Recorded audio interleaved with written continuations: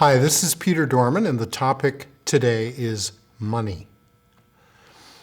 Money is a really interesting thing, which people have been studying for hundreds of years. They're interested in it because it seems like monetary things are invested with a form of magic, as if some unseen force has imbued physical objects with a magical potential to be much more important than they are.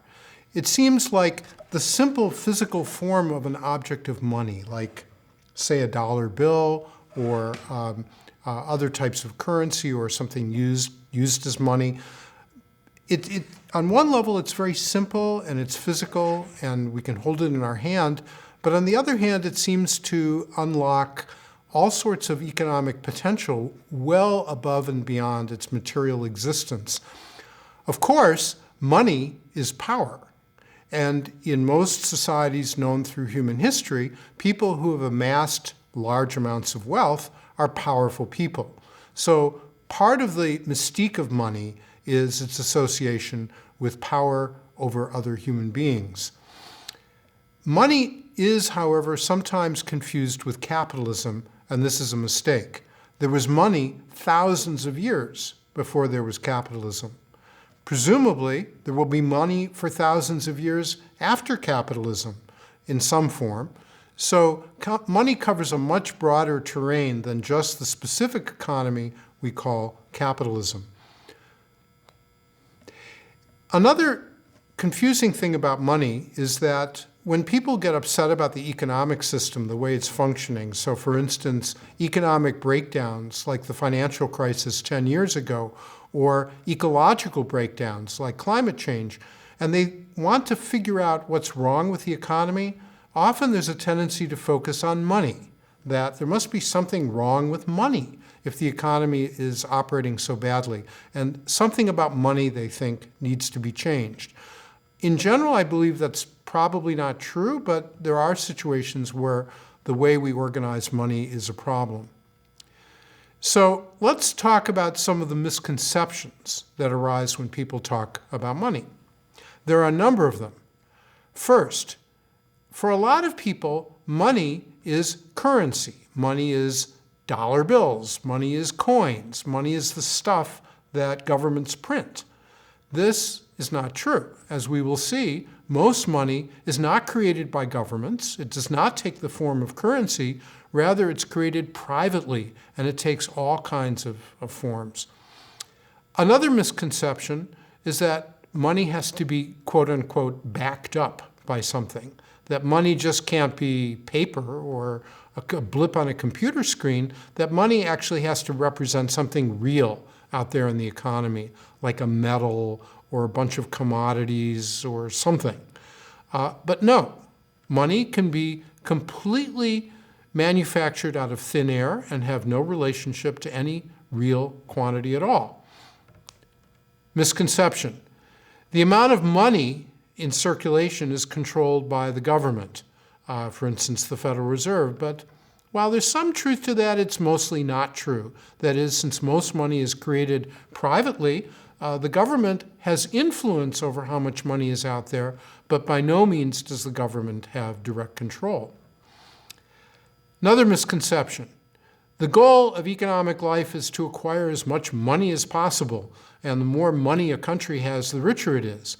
This is certainly true on an individual level if your goal is wealth. That is, the more money you accumulate as an individual, in some sense, by definition, the richer you are.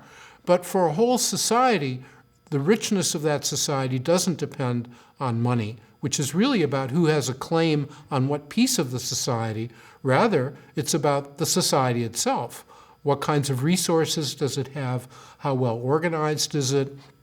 What technologies does it have access to? What has it accumulated in terms of produced goods from the past? The skills of the people? All of these things are the true social wealth of a country in economic terms, and money is simply about who gets to have a claim on those goods. Finally, money is sometimes thought of as anything that is used for payment. If I pay with something, that thing I pay with is money. This is really not true for two reasons. First of all, money has to be used as a payment for everything. It has to be a general or universal payment asset. And secondly, it has to be an asset. So let me describe what I mean by each of these.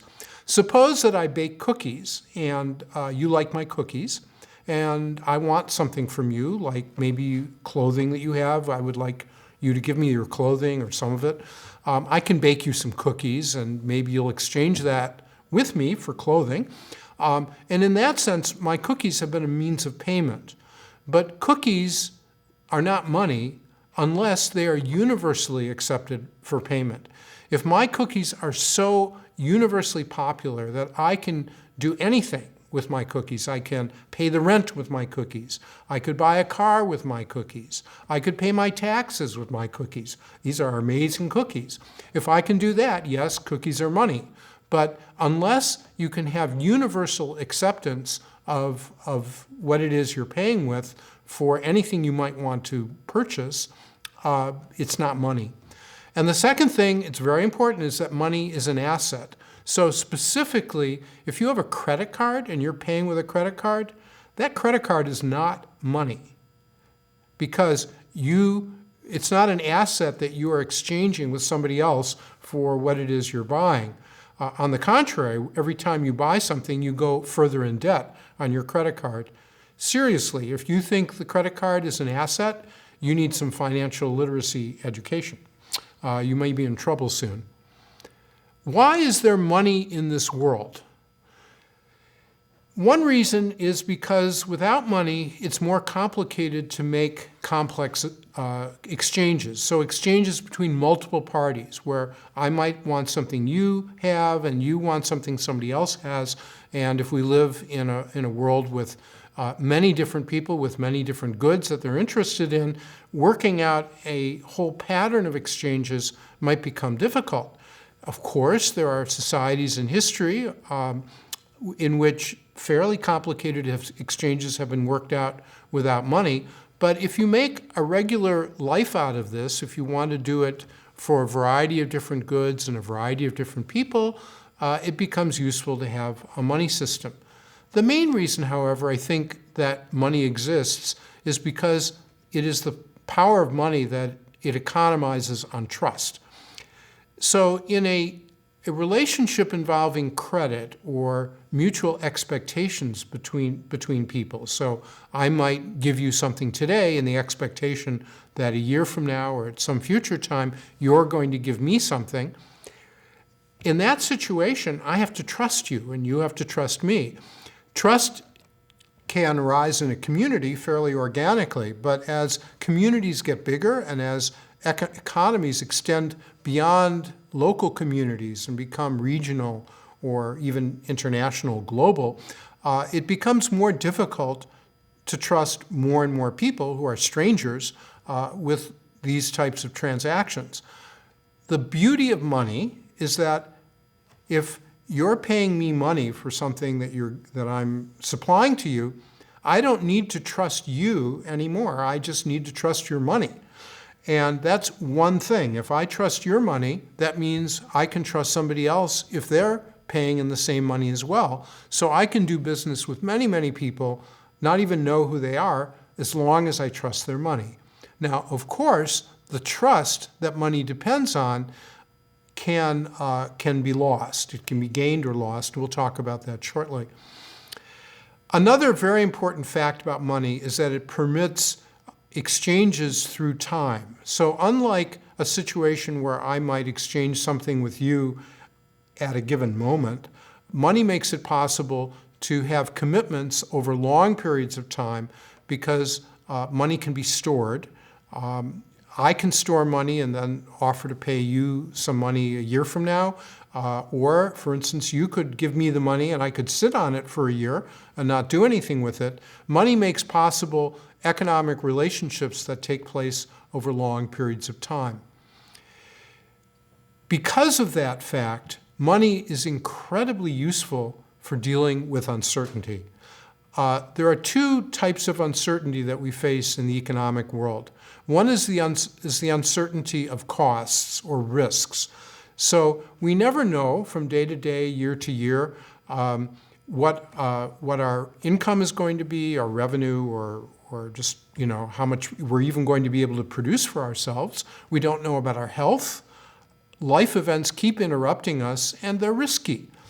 One of the advantages of money is we can stockpile it, and so if a bad thing happens, we can draw down our reserves of money to get through it.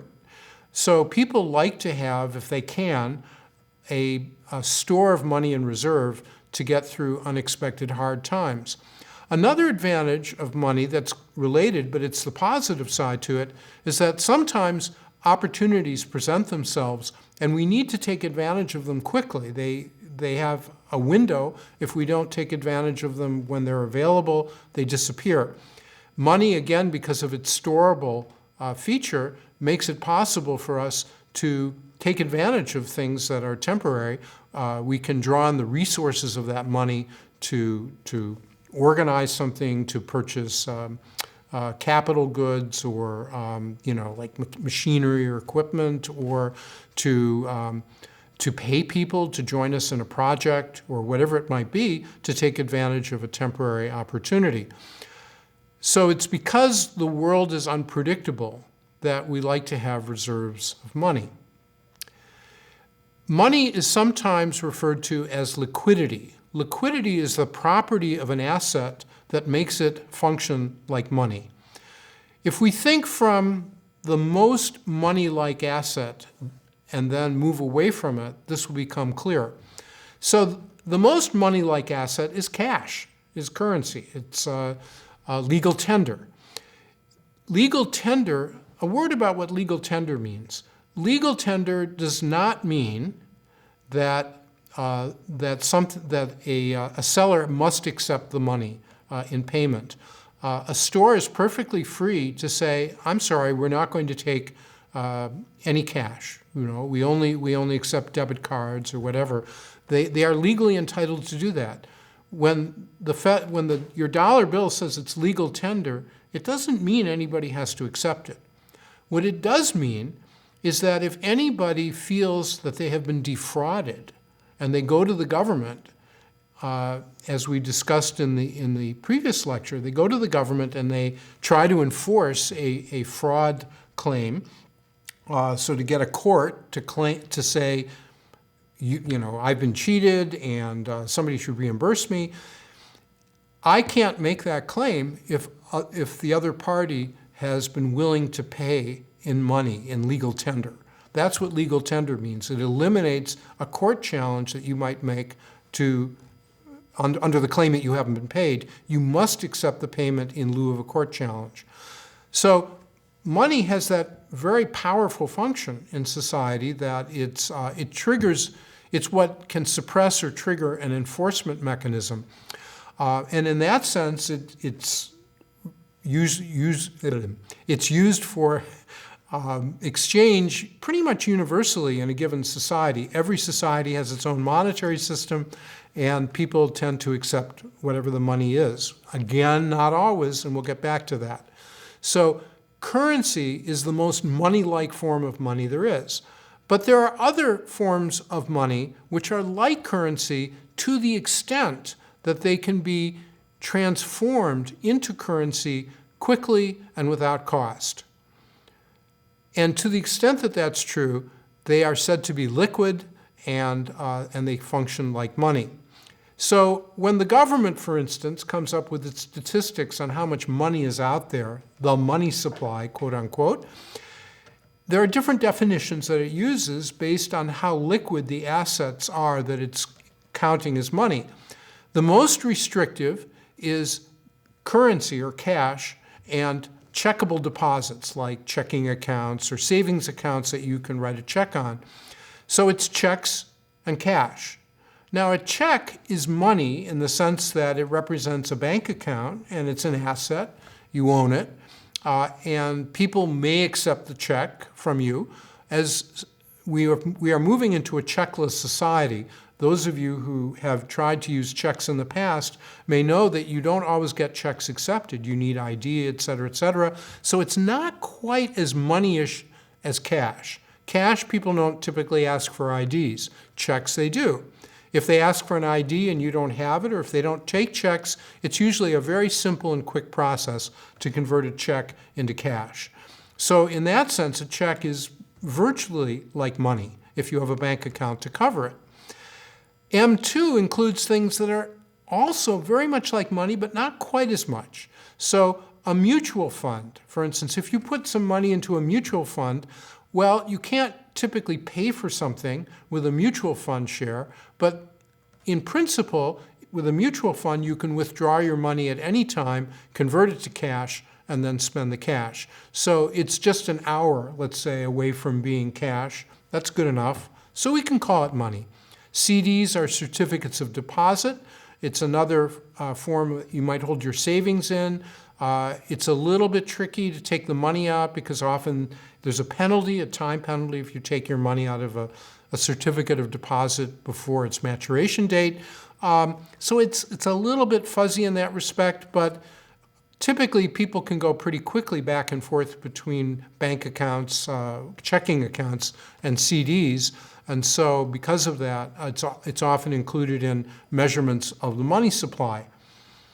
Most economists, when they measure the money supply, use this M2, money 2 definition, so they include mutual fund money and CDs.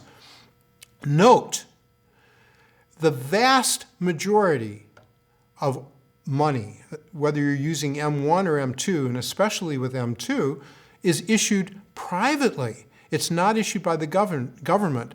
Only cash is issued by the government. Therefore, the conclusion that we come to is that most money is actually not government created. It's privately created. All of these forms that money can take face trust issues.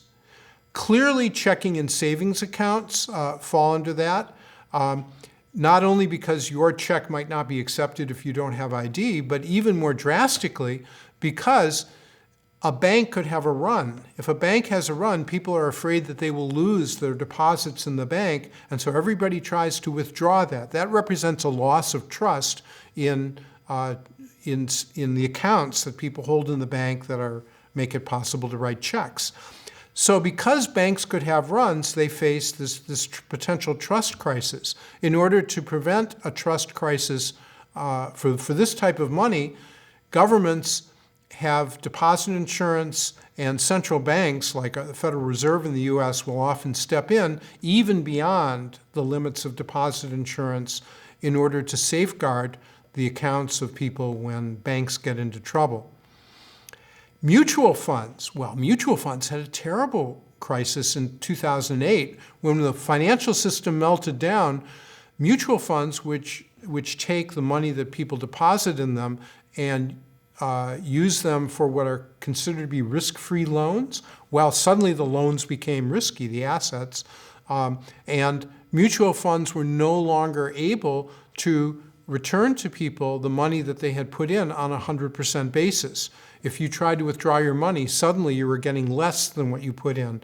And so, of course, there was a panic and everybody wanted to get their money out of mutual funds. It was a trust crisis for mutual funds. Even cash can have a trust crisis. In fact, the story of money through history is riddled with experiences of governments that issued currencies and people lost trust in those currencies. The currencies stopped being used for payment.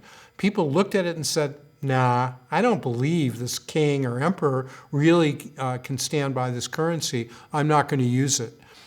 Even today, it sometimes happens that there are currency crises in countries where overnight, practically, people lose faith that a currency will retain its value.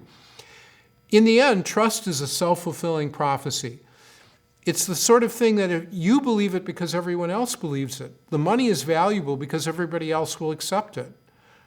So So you accept it because you think other people accept it. They accept it because they think you will accept it, and it all is a self-supporting, self-fulfilling prophecy. But that same mechanism can overnight flip in the opposite direction, where I won't accept money because I think you won't accept it, and you won't accept it because you think I won't accept it, and we can go from a situation of universal trust to universal distrust very, very quickly. That's what that's what happens in financial crises in general, and it happens specifically to money in a monetary crisis. What about banks? What do banks have to do with all of this? Banks are businesses. They are businesses. Some of them might be privately owned for profit. There are cooperative banks. Some countries have government banks. But in any case, they are always businesses or enterprises whose job is to take deposits from depositors and then turn around and make investments by lending money out to people who want to do things with borrowed money. What happens to the money that you put into a bank when you deposit money in the bank? Does the money all just sit in the bank in some giant vault? Does it? No. The bank does hold on to some of its money. That's a reserve. Actually, most of the bank reserves don't even sit in the bank anymore. That's why banks don't have to be giant brick buildings like they used to once upon a time. Most money is now held electronically at remote locations, and so banks can just have any decor they want. They don't have to have lots of brick and huge vaults and armed guards and stuff. Nevertheless, it's true that banks, when they take deposits, they hang on to some of that money. But most of it, they turn around and they use it to purchase bonds or from the government or from businesses, or they might make loans to people who are purchasing houses or cars or something like this, business loans. So the banks take money and they lend it out. Most banks, or most banking today, and this is something that we won't spend much time on, but it's really important to know, is conducted not by the traditional banks that work on a deposit basis, but what are called shadow banks. Shadow banks don't live in the shadows. There's nothing sneaky about them. They are up there in public view. They are perfectly legit. But what distinguishes them is that they, instead of taking in money through deposits, they take money in either through loans, that is, through issuing bonds, or through equity. So they ask people to invest in them. An investment bank works that way. So what's the story with banks? Why do we have banks? What functions do they perform? Why do they exist? Banks basically have the function of moving money from where people acquired the money to where the money could be used. So if it's a depository institution, this also works for shadow banking as well, but I won't go into it. But in a depository institution, you would take money to the bank to deposit based on what you earned or how you got your money. So you did something, you got some money, you put it into the bank. The bank receives the money from where you earned it in some sense. But then the bank turns around and it now provides lending, i.e. money loaned, to people who don't have the money but who want it for some purpose. They feel they need the money. So the bank is taking money from people who have extra and they're supplying it to people who feel they need more than they have, that feel they have a shortage of money for some reason. That's what banks do. They make a profit because what they pay on the money they take in is less than what they are paid by the people they lend to. They get a higher return rate from people who borrow from them than they have to pay to the people who make money available. Interestingly, those two previous sentences say the same thing. Because if a bank is doing its job, it's going to take money that people are willing to part with at some relatively low benefit to themselves, and which can then be shifted to other people who are willing to pay more for that same money. So that really means that if the bank is doing its job, and if people are making decisions intelligently about money to put aside or money to borrow, the bank will be performing a public service by moving money to a higher use. To do that, banks have to be good at several tasks. First of all, they need to have a lot of information about potential borrowers. That's information that the people putting their money into banks probably wouldn't have. So when I go to a bank and I deposit money, and that money is then turned around and lent to somebody else, I don't have to do the research on the people that are borrowing the money. That would be very time-consuming if I had to do that for everybody who is a borrower in society. And of course, once upon a time, that's how it worked when these transactions were all personal. But banks, by specializing in lending money, can save people a lot of time and effort by doing due diligence about borrowers, learning about borrowers, who are the good borrowers, and then making those decisions so that the depositors don't have to take the time to get involved with that. To do that, of course, means that banks really have to do due diligence. They have to really learn about borrowers and their plans for what they want to do with money. Sometimes the banks do a good job of it during the financial crisis of 2008. On the other hand, they were lending money hand over fist to people with no incomes and no assets who had no possibility of paying back mortgage loans or maintaining mortgage loans, and that was one of the reasons we had a financial crisis. Another advantage of this is that you get risk pooling on the asset side. So risk pooling means that any individual borrower might fail to pay back, but if you lend to a large enough pool of borrowers all at once, it averages out. It's kind of the law of large numbers. And you get the same effect on the side of liabilities, which is to say the money that people deposit in the bank. So any one person might withdraw their money, but if you have thousands and thousands of depositors, typically it averages out, and therefore you can lend out money that people are depositing, because it normally wouldn't all be withdrawn at once, the law of large numbers. This is described in history, the story of the goldsmiths and the origin of fractional reserve banking, which is in the readings.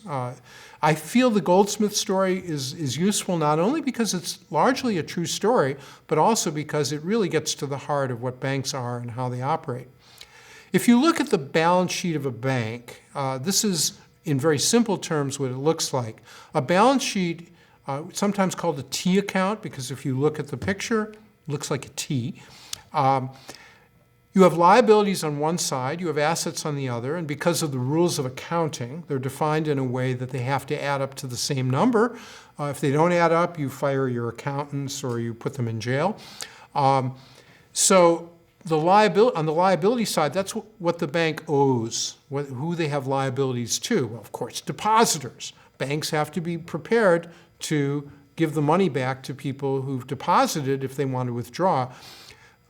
Similarly, if they borrowed money, the banks have to be able to make payments on those loans. And finally, the equity, which is the ownership stake in the bank that people may have, is a liability of the bank, in the sense that the bank, I suppose, has an obligation to those people. That's a kind of fuzzy notion, but it's really what it is. It's a balancing account. So equity is whatever it needs to be in order to balance out the other accounts. On the asset side, what the bank owns, the bank has reserves, so the cash that it didn't disperse. It has loans. Those are assets because people will be paying them back. They'll be making money on them. Treasury bonds, they typically buy government debt. And finally, they might have other financial instruments as well. There are many kinds of them out there in the world today. So if you add all that up, that's what the bank has as assets. How do banks create money? By lending. That's really all there is to it. Every time a bank makes a loan, it is creating money. This is the case because the people who get the loan from a bank, when you ask them, what's your money? Like, what money did you get from the bank? The money that they think they have because they got this loan is the same money that people put into the bank. So the same money is now being counted, if you will, twice by two different groups of people, and they're both right. The people who got a loan from the money really did get a loan. They really now have money to spend. And the people who deposited money in a bank, they really have an account, and they can spend out of that account.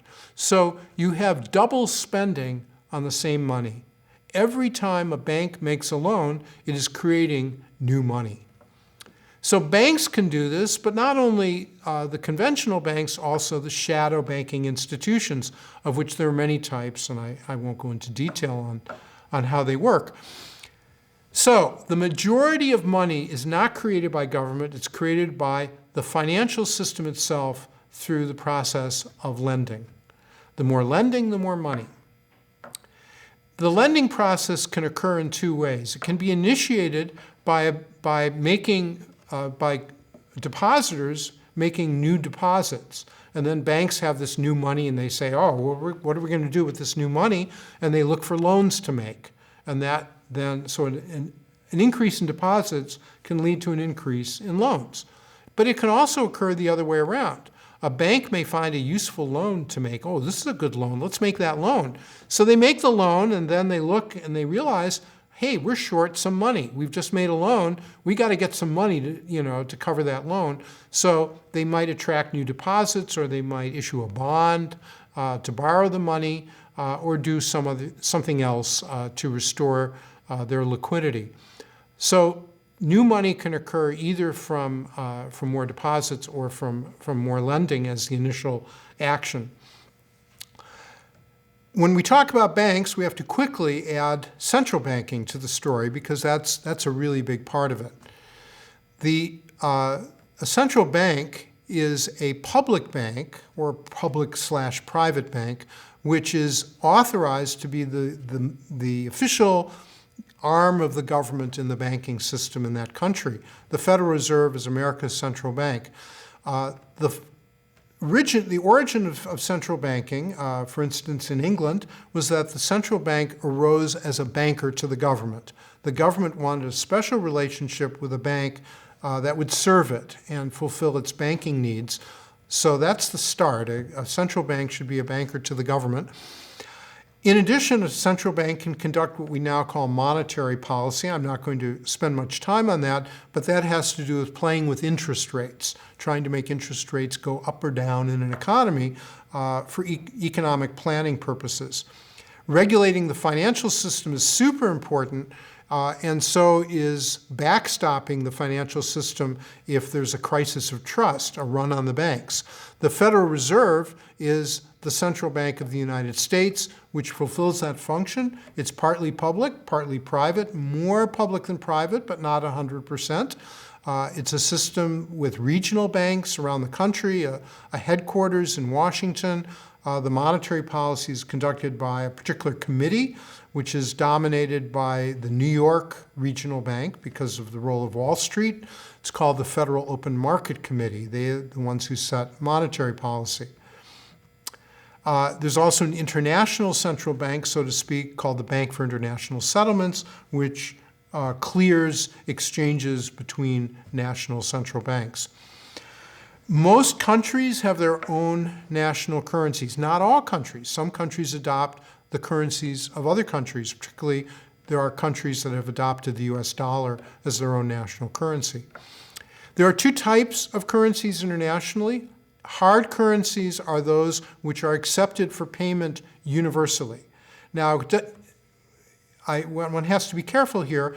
If you have US dollars, any traveler would know that you go into a country, you just can't walk into a store and start flashing your dollars. You may not be able to buy anything. But if you go to any bank in that country, if you connect with the financial system will take your dollars. So dollars have a universal role as a currency, as do other currencies, also the euro from Europe, the British pound, the Japanese yen, the Swiss franc. A number of currencies are accepted all around the world. We call those hard currencies. Soft currencies are accepted only in the country that issues them. Mexico, for instance, has the peso. If you are a Mexican peso holder and you go on vacation somewhere, even if you go into a bank, you can't expect the bank necessarily to accept your pesos. Basically, what's at stake here is that soft currencies are not trusted as much as hard currencies are. There's a very interesting story as to which currencies have gotten to become known as hard versus soft currencies. I won't go into it here. Foreign exchange is the term we give to the holdings of foreign currency that can be found in any country. So the United States, our currency is dollars. Nevertheless, the financial system, in particular the Federal Reserve, has holdings of other countries' currencies, electronically or physically. And those holdings are called foreign exchange. Exchange rates between currencies are set in markets for buying and selling foreign exchange. We don't have fixed exchange rates in the world anymore. Exchange rates change from one day to the next. You can pick up the Wall Street Journal and see whether the dollar went up or went down against some other currency. You can also find this online. The foreign exchange markets are enormous. $5 trillion plus are exchanged every day or traded every day in these markets. That's way beyond any possible use for economic purposes like buying and selling goods and services. People are simply speculating in these currencies, and that's the dominant force in setting exchange rates today. The final point I'll make is that the US dollar is the world's main reserve currency. It's useful to know this. Remember that countries hold foreign exchanges reserves. Those reserves are held in a small number of hard currencies, and the primary one is the US dollar, which makes up about 2/3 of all the holdings of foreign exchange in the world. That's a big advantage in many ways for the United States. When we borrow, or when people in the US borrow from other countries, they get to borrow in their own currency. They can borrow in dollars. And this, in a way, is almost like getting stuff for free because, after all, we can create our own dollars in the US. We do it through the government. We also do it privately through banks creating money. The United States manufactures dollars. And then we take those dollars and we're able to use them to buy goods and services around the world. We run enormous deficits, hundreds of billions of dollars every year in deficits on exchanges with the rest of the world. And we can do that because it's all in our own currency, which we create. Lovely. The disadvantages of that are, first of all, actually we have to borrow from the rest of the world because the rest of the world wants dollars. They want to accumulate dollars for their foreign exchange. And so the system depends on our supplying those dollars through purchasing more from other countries than we sell to them. Furthermore, the advantage of being able to borrow without limit is also a disadvantage because, unlike people in other countries, Americans are not disciplined in their borrowing habits the way people in other countries might be. Individuals, yes, of course, are disciplined. They may run the risk of bankruptcy, but the country as a whole is not disciplined in any particular way. If you talk to people from Mexico, for instance, they will tell you how Mexico is very disciplined by the overall borrowing that's permitted at the country level. The final thing is that because of the role of the dollar as the reserve currency, the United States is obligated during a financial crisis to backstop not only its own currency, but the rest of the world. So when we had the crisis of 2008, the Federal Reserve spent trillions of dollars, put trillions of dollars into funds to backstop other countries' currencies. Fortunately, we didn't lose much on that, but you can't always guarantee that that will be the case. The U.S. is the main beneficiary of having its currency be the main reserve currency in the world, but it also comes with significant risks and costs. Looking down the road into the future, there is no current competitor for the dollar for this role. So it is likely the dollar will continue for at least a decade or more. But beyond that, it's difficult to see. There's also a question about whether it's in the interests of the United States for that situation to continue or not. There is a big debate around that. So that's it for now.